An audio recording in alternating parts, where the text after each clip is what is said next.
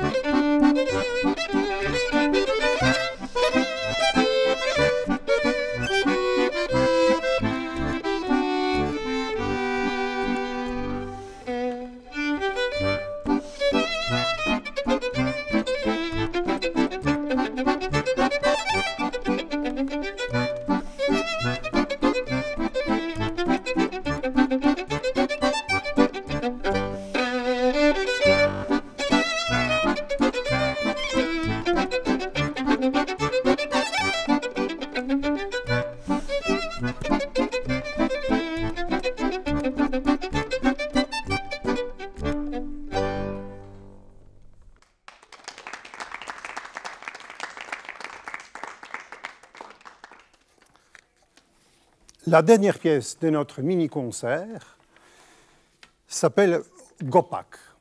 Ça veut dire la danse pendant laquelle on saute. Hop, hop, c'est gop, gop en russe. Et elle est écrite par Modest Moussorgsky, qui était un des plus grands génies russes du XIXe siècle. Il n'a pas vécu longtemps, mais il a quand même nous laissé 3 opéras. Et la dernière, La foire de Sorocintse, qui est écrite sur le livret de Gogol, contient justement cette danse dans son sein. L'histoire, Gogol, il est né à Sorocintse. Donc il raconte l'histoire de son enfance. Et il s'agit d'un foire pendant lequel il y a l'histoire des mariages qui doit s'arranger. Un tzigane, il promet au jeune homme qui convoite une fille qu'il va arranger ses affaires, s'ils lui vendent les bœufs à un prix raisonnable. Et comme il y avait jadis une histoire que le diable est apparu pendant ce marché, et puis dans l'auberge il a bien bu, mais il n'avait pas de quoi payer, donc il a laissé son cafetan pour payer, et puis il devrait revenir pour le chercher, il ne revient pas. Donc l'aubergiste l'a vendu, et le diable revient, il n'y a plus de cafetan. Donc il erre dans les environs sous la forme d'une truie. Et avec cela, il y a tout un quiproquo, une histoire bien sûr très drôle, et à la fin, tout se termine bien, il y a le mariage, et pendant le mariage, on danse cette danse, Gopak.